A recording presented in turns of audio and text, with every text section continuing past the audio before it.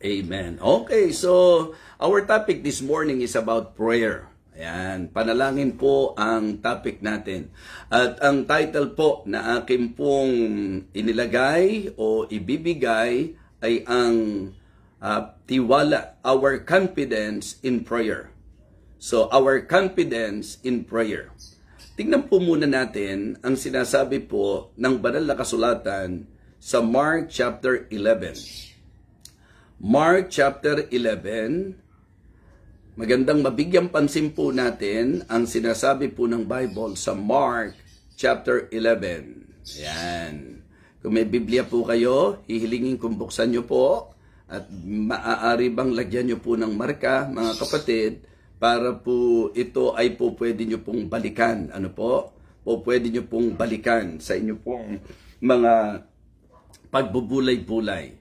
Ang sabi po ng Bible sa Mark chapter 11, verses 22 to 24, ganito po. And Jesus answering saith unto them, have faith in God. For verily I say unto you, that whatsoever shall say unto this mountain, be thou removed, and be thou cast into the sea, and shalt not doubt in his heart, but shall believe that those things which he saith shall come to pass, he shall have whatsoever he saith. Therefore I say unto you, this is our key verse, what things soever ye desire, when ye pray, believe that ye receive them, and ye shall have them. Again, verse number 24, therefore I say unto you. So yung salitang therefore, yan po ay conclusion. Okay? Ito po ay conclusion. Meaning, malaki po ang kinalaman ng mga prior statements o yung mga naunang sinabi. Sa verse number 22, ang sabi po, have faith in God.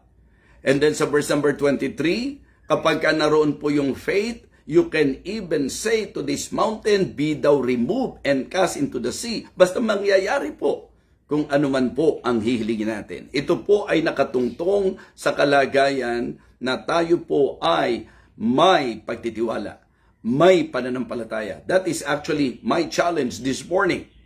Sa inyong pananalangin, sa ating pong patuloy na pagtawag sa Diyos, ang gusto ko pong maging hamon sa bawat isa sa atin ay ang matibay na kumpiyansa kapag tayo po ay nagpe-pray. So again, the title of my message this morning, our confidence in prayer. Ang sabi po, have faith in God. At kapag may faith po tayo, ang sabi, lalo na po sa last part ng verse number 23, he shall have whatsoever he saith. Therefore, di ba? Therefore I say unto you, what things soever ye desire, when ye pray, believe that ye receive them, and ye shall have them. So ito po ang level ng prayer life na dapat maabot po natin. It is good to somehow desire and pray to God na ma-reach po natin ang level ng ating prayer life that when we pray, we can claim na ito po ay talagang nandyan na upang ito po ay ating tanggapin. It is good to have faith. Okay? It is a requirement. It is a prerequisite. Kailangan po kapag nagpe-pray tayo, may pananampalataya. Remember, in James chapter 1, the idea is the same. Of all the trials, of all the testings that we may encounter along the way, and sometimes even those testings and trials that is hard to understand, the best thing that we can do is to ask God for wisdom. Remember, James chapter 1? Okay, ang sabi po ng verse number 2, brethren, count it all joy when ye fall into diverse temptations, knowing this, that the trying of your faith worketh patience, but let patience have her perfect work, that ye may be perfect and entire, wanting nothing. If any of you lack wisdom, let him ask of God that giveth to all men liberally, and upbraideth not, and it shall be given him. We are reminding every believer that when we experience trials and testings, na minsan po ang hirap maintindihan, minsan parang, alam niyo po yon, strange para sa atin, Pero ang reminder po ng salita ng Diyos, the best thing that we can do is to pray and to ask God for wisdom. Ang dapat to, kapag kami hindi tayo maintindihan, hingi tayo ng karunungan sa Diyos. Dapat po pag nahihirapan tayo, hingi tayo ng tulong sa Panginoon. Remember our devotion? Diba? God is our refuge and strength, a very present help in trouble. So, ang tamang gawin natin, pag nahihirapan tayo, hindi magreklamo. Pag nasasaktan tayo, hindi magreklamo. Hindi po maging bitter sa buhay. Hindi po maging negative. Kung ano man po ang sitwasyon natin sa buhay, the best thing that we can do is to pray. Prayer is a privilege. Diba? It is good to understand the privilege that we have. Being a child of God, we are so privileged that we can cry to Him, Abba, Father. And that is very clear in Romans chapter 8, verse number 14 and 15. Okay? For as many as are led by the Spirit of God, they are the sons of God. For ye have not received the spirit of bondage again to fear, but ye have received the spirit of adoption, whereby we cry, Abba, Father. Kaya nga sa ating pong dapat maunawaan, napaka-pribilehiyo po natin. That anytime, nasasaktan ka, nabibigatan ka, nahihirapan ka, naguguluhan ka, ang kailangan mo kung naguguluhan ka, maliwanagan. Ang kailangan mo kung nabibigatan ka, magaangan. Ang kailangan mo kung nalilito ka, magkaroon ka ng kaunawaan. Ang kailangan mo kung may dinaramdam ka at nasasaktan ka, maibsan ang iyong nararamdaman. So the best thing to do is to pray, not to complain, not to be bitter, not to blame God, not to be negative. Hindi po helpful yon. If any of you lack wisdom, let him ask of God that giveth to all men liberally, and upbraideth not, and it shall be given him. Kaya lang ang paalala, but let him ask in faith, nothing wavering, for he that wavereth is like the wave of the sea, driven with the wind and tossed. Pagkaraw po tayo hihingi ng karunungan sa Diyos, humingi daw po tayo ng walang pagdadalawang isip, because a double-minded man is unstable in all his ways. Kaya ang linaw po ng sabi, verse number 6, James chapter 1, but let him ask in faith. And remember our text, mga kapatid, therefore I say, whatsoever you desire when ye pray, believe that ye receive them, and ye shall have them, without any shadow of doubt. If you will kneel down and pray to God, make sure that you have that confidence in God. Insulto po sa Diyos yung tatawagan mo siya tapos may pag-aalinlangan po pala tayo. Hindi po ba? Mga kapatid, importante po ngayong umaga na tayo po ay maliwanagan at magkaroon po ng tinatawag po nating clear knowledge sa usapan po ng panalangin. So, privilege po yan. We can cry to Him, Abba, Father. Okay? And then, it is good to be reminded, folks, that even our Lord Jesus Christ, nung turuan niya ang kanyang mga disciple, ang sabi niya, when ye pray, say, Our Father. So, what a privilege na ako at ikaw, we can call to Him anytime. Ask, and it shall be given you. Seek, and you shall find. Knock, and it shall be open unto you. So, the pattern, hindi lamang po privilege, yung pattern, mga kapatid. Ang pattern po ng prayer is asking. There is nothing wrong. It is not wrong to ask. Humingi, mga kapatid. In fact, yun nga po ang tama. Na ang pattern ng prayer ay paghingi sa Diyos. Okay? So, kaya lang po, wag tuwing lalapit tayo sa Kanya, ang lapit natin, Panginoon, Panginoon. Dapat Panginoon. Amen?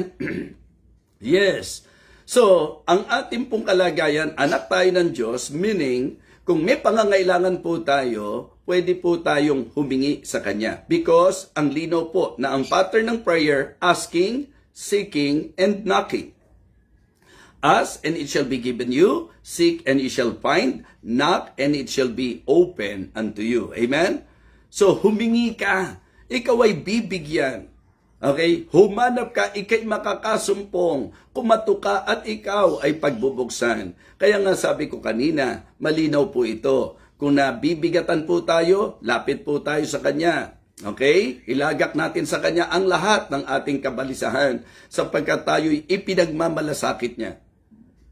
Ang Diyos po ang unang concern po sa atin. So mga kapatid, yung privilege, maliwanag. bilang mga anak ng Diyos. Yes, I want all of you to know that. I want all of you to understand that. And even to our viewers, if you are not yet saved, I am telling you, the best thing to do is to secure your relationship with God. And it is by opening your heart to Him and by faith accept Him as your Savior. And if you will do that, then the Bible says, but as many as receive Him, to them give you power to become the sons of God, even to them that believe in His name. So, kailangan mapabilang tayo sa kanyang pamilya, mga kapatid. At kapag ikaw ay anak na ng Diyos, pribilehiyo para sa iyo na humingi ka, humanap ka, kumatok ka.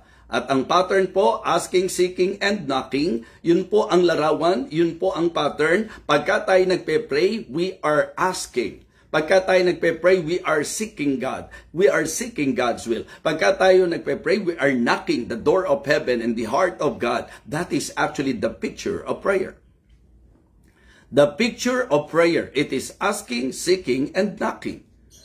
Diba? At kinakailangan po, mga kapatid, ng tinatawag po nating assurance o yung pananampalataya, yung pagtiyak na pag lumapit ka sa Diyos. Diba? Yun po yung sinabi ng Hebrews chapter 11 and verse 6.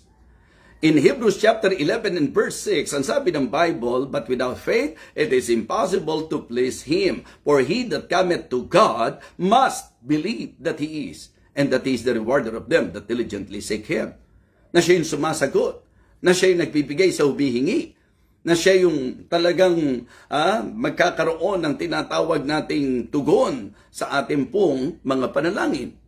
So, importante po yan. Remember, in 1 John 5 and verse number 14, 1 John chapter 5 and verse number 14, ang linaw-linaw po ng sinabi, and this is the confidence that we have in Him, that if we ask anything according to His will, He heareth us. Diba? So, confidence in our prayer. Yung tiwala natin sa ating panalangin, mga kapatid, ito ang dapat pong ma-develop. Ito ang dapat matiyak natin na tayo po ay may tiwala. Naniniwala tayo sa panalangin at may tiwala tayo sa tinatawag nating panalangin. Diba? Ang linaw-linaw po eh. At ito ang pagkakatiwala. And this is the confidence that we have. Kanino? In Him. That if we ask anything according to His will, whatsoever ye desire, believe that ye receive them, and ye shall have them. So, it is good that if you are observing, as we study the Word of God, we can notice the consistency of God's Word. In our text, therefore I say unto you, whatsoever you desire, when ye pray, believe that ye receive them, and ye shall have them. Okay? Consistent po. And this is the confidence that we have in Him, that if we ask anything according to His will, He heareth us. Okay? And in Hebrews chapter 11 verse number 6, but without faith it is impossible to please Him, for he that cometh to God must believe that He is, and that He is the rewarder of them that diligently seek Him. So, wag niyo na pong sayangin ang oras, naluluhod kayo, tapos magbibigay kayo ng time para po mag-pray, tapos nasa doubt din kayo, wala rin yung kumpiyansa, sayang naman po. Sayang naman po yung ginugol nating time. So it is good to learn the privilege of prayer. Okay, the pattern and the picture of prayer. And also the peace. Yung kapayapaan sa panalangin.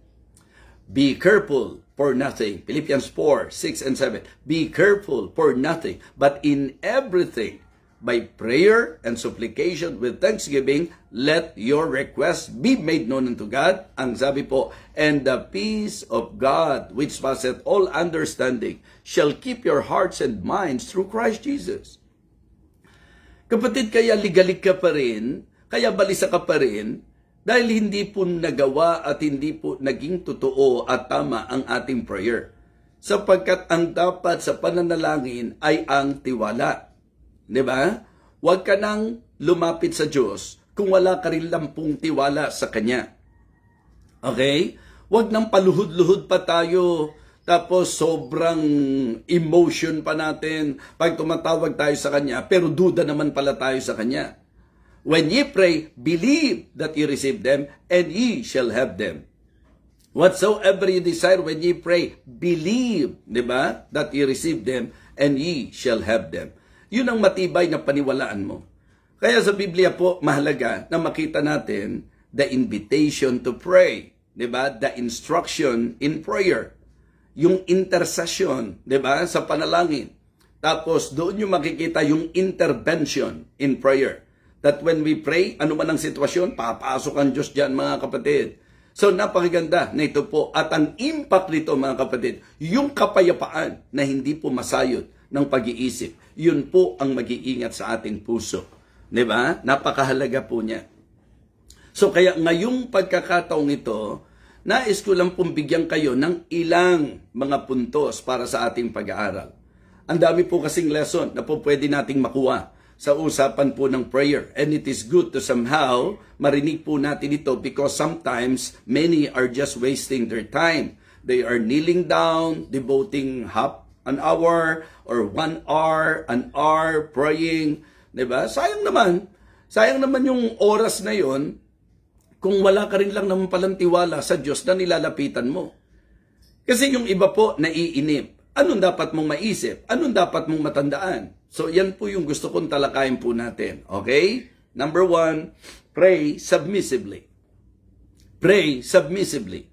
When ye pray, huwag kang mauna sa Diyos. When ye pray, huwag mong utusan ng Diyos. When ye pray, be willing to find out and to discover the will of God and be willing na ikaw ay magpasakop sa kalooban ng Diyos. Remember, when ye pray, say, Our Father, who art in heaven, hallowed be thy name, thy will be done. Thy kingdom come, thy will be done. Sensya na kayo ho, kaya po ako nakatulog ng mahina dahil tinamaan po tayo. Okay, thy will be done. So pag nagpe-pray tayo, ang dapat magkaroon ng kaganapan, hindi yung gusto mo, kundi yung gusto ng Diyos. Kaya nga kapag ka nagpe-pray tayo, Lord, if it is your will. Diba? Ang Panginoong Hesukristo nga po, maliwanag, na nung siya po ay magsasuffer para sa tao, nung nasa Gethsemane po siya, di po ba? If it be possible, let this cup be passed upon me, but not my will, Lord, but thine be done. So ganun din po. Si Apostle Paul, nung nag-pray, ang prayer niya, pagalingin po siya sa kanyang karamdaman. Pero anong sinagot ng Diyos? My grace is sufficient for thee. Nagpasakop si Apostle Pablo. Kadalasan kaya ka nagtatampo sa Diyos, ang gusto mo lang kasi, papangyarihin ng Diyos yung gusto mo. Ang prayer po, kaganapan dapat ng kalooban ng Diyos sa buhay mo. Kaya magsisimula ka sa pagtuklas kung kalooban ba ng Panginoon. Kaya yun po yung mga paalala ng Biblia. And this is the confidence that we have in Him that if we ask anything according to His will. So sa prayer natin, dapat nandoon po yung pong espiritu ng pagpapasakop. So we need to pray submissively. Ang ibig sabihin po, sa pananalangin natin, tinutuklas natin ang kalooban ng Diyos at ang ating pong hinihiling, mangyari ang kalooban ng Diyos sa atin. Kaya kung kalooban mo, Panginoon, maaprubahan po sana ang pag-a-apply ko ng visa. Kung kalooban mo po, Panginoon, sana po matanggap ako sa trabaho. Kung kalooban mo, Panginoon, sana po makapag-abroad ako. Kung kalooban mo, Panginoon, sana po gumaling tong karamdamang ito. Kung kalooban mo, Panginoon. So ang ating pong dapat maintindihan, ang hinahanap natin, kalooban ng Diyos at willing tayong pasakop sa kung ano ang kalooban ng Diyos. So kaya ang kumpiyansa natin, if we ask anything according to His will, ayon sa kanyang kalooban. So pray submissively. Lagi pong thy will be done. Maganap ang kalooban mo, Panginoon. Tama po ba? May kurso kayong gustong kunin. So, hihilingin natin sa Diyos. Hindi po ba? So magpe-pray tayo sa Diyos sa kursong gusto nating kunin. Hindi man lang natin itinanong, ito ba ang kurso mo para sa akin, Panginoon? Because we need to always begin sa kung ano ang kalooban ng Panginoon. Nanligaw ka na kaagad, hindi ka pa humihingi ng gabay sa Diyos. So maganda po sana, parang si PNG tayo na talagang nagpe-pray para sa kalooban ng Panginoon. Ganun po dapat, mga kapatid. Kaya kita mo naman, binigay ng Panginoon ang talagang provision para sa kanya, yung right partner para sa kanya, yung bang every time na masakit ang ulo niya, pwedeng sabihin mo sa kanya, Pastor Norman, magbayo Jessica, di ba? Magbayo Jessica, yung mga ganun po ba? Kidding aside, it is good to make sure that what we are praying is really God's will. Because in the idea, in the teaching of God's Word concerning prayer, dapat ito po ay kaganapan ng kalooban ng Panginoon. And the only time na po pwede kang maging confidente kapag ka alam mo na ang prayer mo is according to His will. So kaya hindi mo uutusan ng Diyos, hindi mo pipilitin ng Diyos. Kaya ka lang talaga napaka-eager, yung pong nakita natin sa illustration po ng importunity, yun talagang kinulit niya ang Diyos. Ang ayaw ng Diyos yung kinukulit mo siya sa walang kabuluhan, di po ba? Pero talagang minsan, kaya po maganda rin kinukulit natin siya kasi confidente tayo na kalooban niya yung hinihingi natin. There's nothing wrong with that, mga kapatid. Wala pong mali at walang masama na hilingin mo ng hilingin sa Diyos as long that you are confident that what you are asking, that what you are praying is really God's will. Kasi nga, yun yung sinasabi, and this is the confidence that we have in Him. Kaya no wonder na yung mga nagpe-pray na hindi confidente sa Diyos, talagang hindi po nagwo-work yung kanilang prayer. Kasi yung attitude pa lang pinapakita na sila mismo hindi confidente. Kasi alam nyo po ba yan? Kapag ikaw ay confidente sa isang bagay, alam nyo ang dulot ng yung kumpiyansa, panatag ka. Halimbawa po, nag-exam. Okay, nung nag-exam, alam mo yung mga sinagutan mo. Alam mo na tiyak yung mga sinagot mo. Diba? Ikaw ba'y magbo-worry? Papasa kaya ako? No!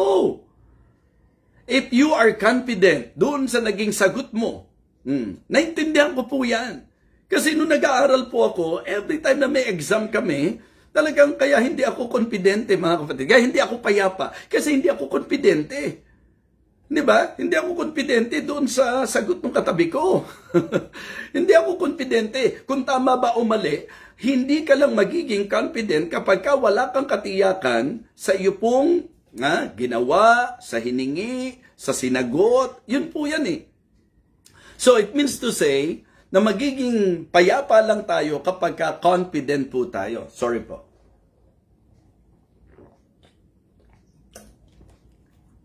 Yan.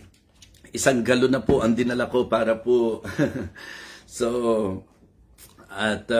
Talagang kailangan po nating mag-ingat physically. Medyo alaga po tayo ng katawan.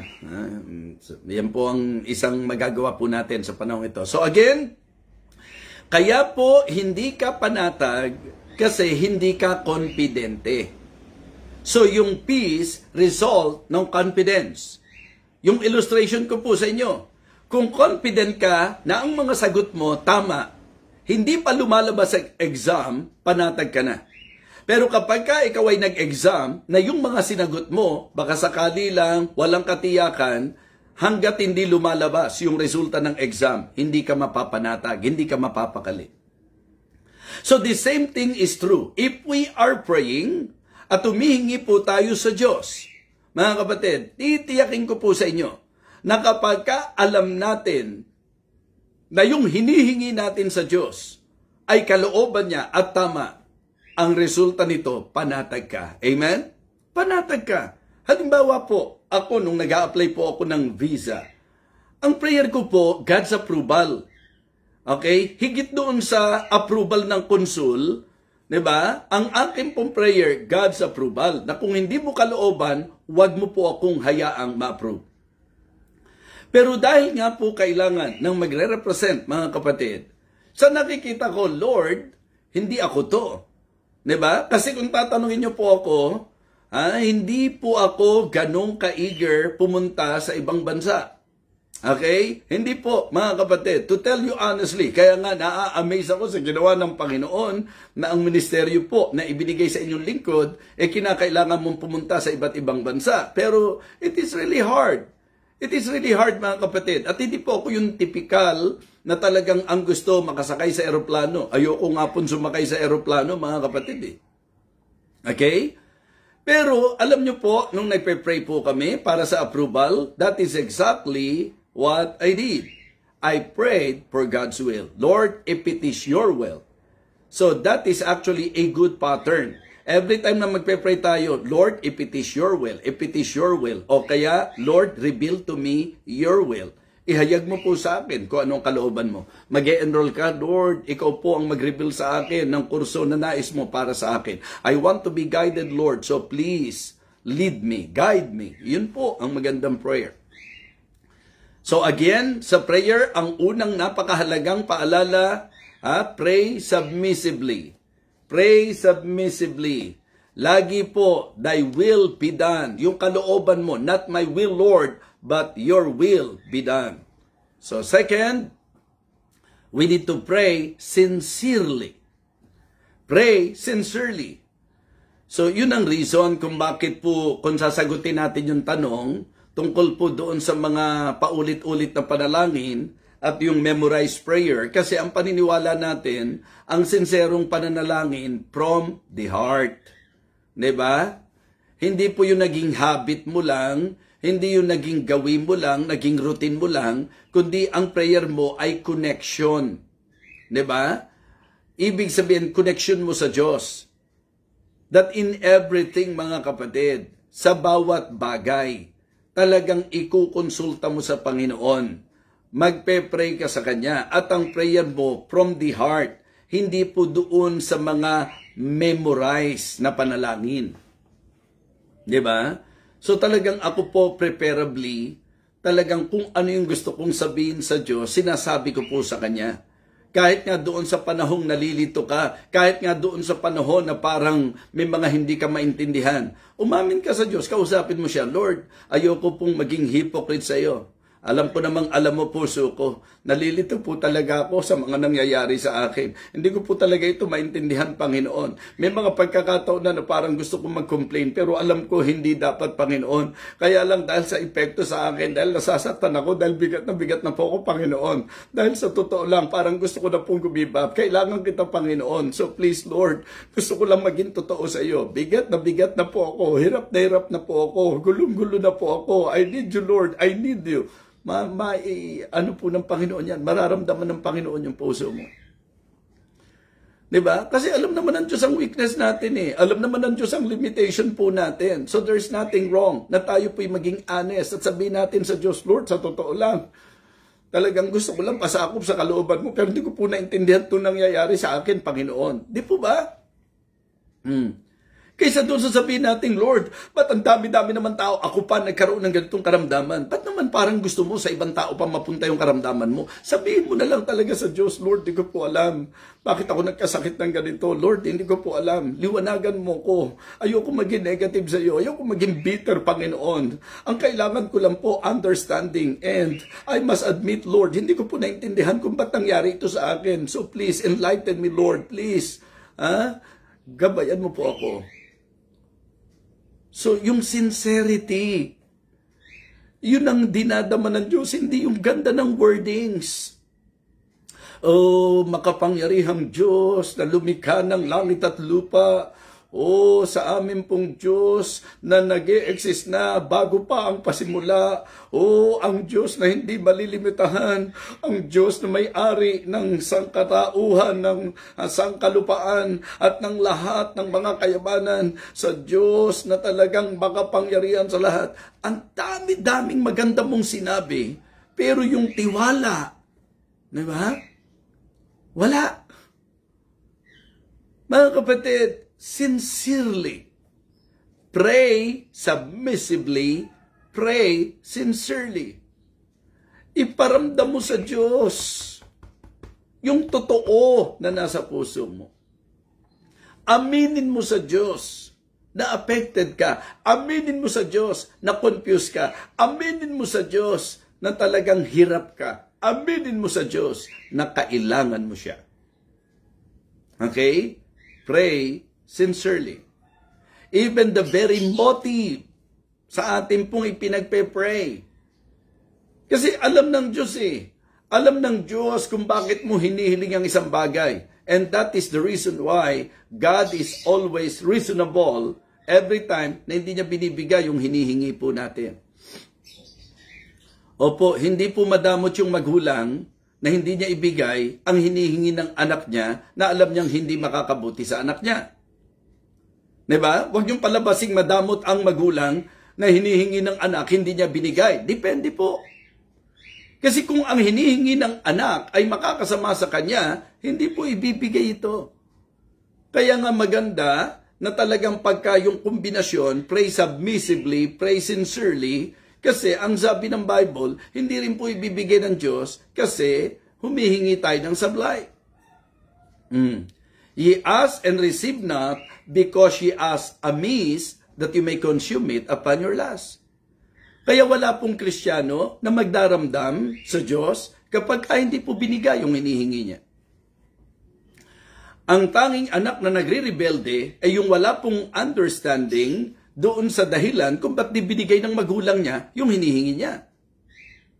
So ito po ay applicable na ang mga nagre-rebelde sa Diyos ay yung mga dahil sa hindi binigay ng Diyos yung hiningi nila, nagtatampo sa Diyos. At sabi ko nga po sa inyo, yan po ang paalala ko lang, lalo na sa members ng church natin. Ayokong maririnig na sasabihin nyo, may tampo ako sa Diyos. Kilabutan ka. Kilabutan po tayo, nasasabihin natin may tampo tayo sa Diyos. At ang dahilan natin, di niya binibigay yung hinihingi ko. Katulad ka ng rebuilding anak. Pagka ganyan po, mga kapatid, kung ikaw ay may pagpapasakop sa Diyos, never na pagtatampuhan mo siya. Kung ikaw ay may tiwala sa Diyos, never na pagtatampuhan mo po siya. Bakit? Kasi maniniwala ka na kapag ang isang hinihingi mo hindi binigay ng Diyos, may dahilan ng Diyos at makatwirang dahilan ang Diyos kung bakit hindi niya ibibigay. Diba? So, alam ko po na sa buhay ko, yan po'y malaking dahilan kung bakit never na pagtatampuhan ko po ang Diyos. May mga pagsubok tayo, may mga pangangailangan tayo, may mga hinihingi tayo na hindi po ibinibigay sa atin. And sometimes because of that, nanlalamig tayo, nagiging bitter po tayo, bineblame natin ang Panginoon. At ang masakit nga, walang kakilakilabot. Minsan sasabihin natin, alam mo ako, may tampo ako kay Lord eh. Yan po ang napupulot natin doon sa mga ka-fellowship minsan, nakala mong spiritual, nakala mong talagang ang taas ng spiritualidad, pero makikita nyo po sa sukatang bibliko, sa sukatang biblikal, mali. Kaya nga mga kapatid, it is always good na tayo po gumaganap ng kalooban ng Diyos. Kaya yung turo, mahalaga rin po. At ngayon nga, pinapaalalahanan ko po kayo, yung paborito ng marami sa inyo, na hindi nyo na sinusuri kung may Biblia ba, human thoughts na po, mga human logic na po ang isinishare. Pwede raw pong mag-worship. Hindi mo kailangan pumunta sa simbahan para mag-worship. Ang dahilan lang daw sa simbahan, fellowship. Mga kapatid, mga minamahal, pag-isipan nyo pong mabuti ito. Ang Diyos ang nag-utos at importante na laging sundin natin ang utos ng Diyos. Ganon din po sa prayer, mga kapatid. We need to pray sincerely.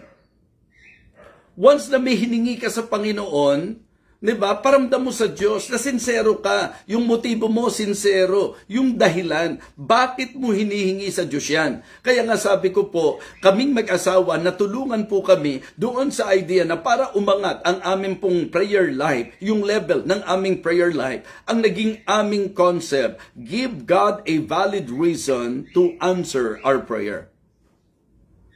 Kumbaga, isipin mo to na kung ikaw ang Diyos, yung hinihingi mo, dapat ba talagang ibigay sa'yo? Ano po ang dahilan? Bakit dapat ibigay ng Diyos ang hinihingi mo? Give God a valid reason to answer our prayer. So let us pray sincerely. Manalangin tayo. Minsan po sa faith promise, diba? Magpe-pray ka, pambigay sa mission. Pag dumating yung blessing, hindi naman pala totoo. It is always good na iparamdam natin sa Diyos yung sincerity. So, pray submissively, okay, pray sincerely, and pray specifically. Diba? Pray specifically. Tell God exactly kung ano po yung kailangan mo, kung ano po yung kailangan. Yung gusto mo, bonus na lang po yon. Ang talagang primarily, ang prayer po, pagkakataon, upang sabihin mo sa Diyos kung ano yung kailangan mo. Sa totoo lang po, pag inaral nyo po sa Biblia, even before hingin natin, alam ng Diyos yan. Kaya lang siya po ang nagsabi, ask and it shall be given you, seek and you shall find, knock and it shall be open unto you. Kaya ang prayer po, napakahalaga. Kaya ang prayer meeting, napakahalaga. Sa mga hindi uma-attend ng prayer meeting, paalala ko po sa inyo, mahalaga po ang prayer meeting. Gawain din po ng Diyos yan. Yan ang una sa lahat. Ikalawa, pagkakataon po upang bilang church, makikipag-ugnay po tayo ng sama-sama sa Panginoon upang ipanalangin ang panalangin, kahilingan ng bawat isa. To pray for one another. That is actually one of the reasons why we need to give importance also sa ating pong prayer meeting. So, pray specifically. Ang sabi po, let your request be made known unto God. Kung ano talaga yung hiling mo sa Kanya. And then, allow God to really work. Kasi yung intervention nga, diba? Sinasabi ko sa inyo, yung intervention. Napakahalaga po na, Panginoon, if it is your will, Panginoon, kung di mo kalooban yung akin pong hinihingi, nawa, ikaw po ang magturo sa akin. Ganun po dapat. Pero kung ano talaga, yung specific, katulad ng sinabi ko sa inyo, kung nahihirapan ka sa sakit mo, mali po yung idea na, Lord, patayin mo na lang ako. Lord, kunin mo na lang ako. Lord, di ba, hirap na po ako. E di ang specific na ipag-pray mo, hirap na hirap ka, Lord, mag-aangan naman po nawa ako. Lord, di ba, pagalingin mo naman po ako. Lord, nawa, sana po, di ba, bigyan mo ko ng biyaya sa karamdaman ko. Ang hihilingin natin, yung kalooban ng Diyos, hindi yung gusto mo. Yun ang kadalasang nagiging problema. Kaya mga kapatid, mga minamahal, umaasa po ako na ito po ay talagang isang bagay na papayagan natin na magtuwid sa mga maling konsepto po natin. So, ngayon po mga kapatid, sa naging pag-aaral natin, ang pinag-usapan natin is our confidence in prayer. When ye pray, believe that ye receive them and ye shall have them. Pero pinaalala ko po sa inyo, you need to reach that level ng inyong spiritual life. Ito yung talagang masasabi natin na meron tayong tiwala sa Diyos. Kaya doon sa idea po ng pray submissively, kasama na po doon ang tiwala sa Diyos. Dahil hindi ka magpapasako, pati hindi ka susunod, magpapasailalim sa hindi mo pinagtitiwalaan. Tama po ba? And then pray sincerely. Iparamdam natin sa Diyos that we are really sincere sa pinagpe-pray natin. And then pray specifically. Kung ano yung specific request mo, paalam mo sa Diyos. Let your request be made known unto God. At yung assurance natin, diba? Yung kapayapaan ng Diyos. At yung sinabi po ng 1 John 5:14, and this is the confidence that we have in Him, that if we ask anything according to His will, He heareth us, mga kapatid. Kaya nga, importante na ang bawat isa po sa atin as we continue on sa ating pong Christian life ay tumataas din ang antas ng ating buhay pananalangin. Ngayong umagang ito, bagamat nahuli po ang inyong lingkod, nawa nanatili pa rin na tayo po ay nakinabang spiritually. Na talagang ma-realize natin that there is a valid reason why God still allowed this message to be shared this morning. Itong mensaheng ito ay ma-share pa rin sa bawat isa. Mga kapatid, meron pong invitasyon ang Panginoon para tayo po'y manalangin. Diba? At meron pong instruction na ibinigay po sa atin sa ating pong pananalangin. At maganda pong maramdaman natin yung impact ng ating pong pananalangin. So nakita nyo po, it is a privilege. Pinakita ko sa inyo yung pattern and picture. It is asking, seeking, and knocking. And then yung masasabi po nating peace, yung kapayapaang dulot nito. At yun ay mangyayari lang if you are confident to God. So pray submissively. Pray sincerely. And pray specifically. Let us pray. Our gracious loving God, our Father in heaven, we thank you and praise you for talking to us through thy words. Salamat po sa naging gabay mo. Salamat po sapagkat niloob mo pa rin na hindi namin na-miss ang araw na ito upang kami po'y mapagpala, dakilang Diyos. Thank you po sa mga anak mo na talagang they are very eager to always hear your words. Pagpalain mo po ang araw ng bawat isa po sa amin ngayon. Yung mga magtatrabaho, yung mga mag-aaral, yung mga meron pong mga activity sa araw na ito. Nawa, gabayan mo po, pagpalain mo po, i-bless mo po ang gawa ng lahat ng kanilang mga kamay, dakilang Diyos. At ang mga magpapahinga na po, yung mga nasa iba't ibang bansa, nawa ito po'y naging magandang mensahe para po sa aming pamamahinga. At nawa bago po ang aming pamamahinga ngayon, manalangin po kami sa iyo at may apply po namin ang aming natutunan. Bless us, O Lord, we pray. Thank you so much for this ministry. In Jesus' most precious name, Amen.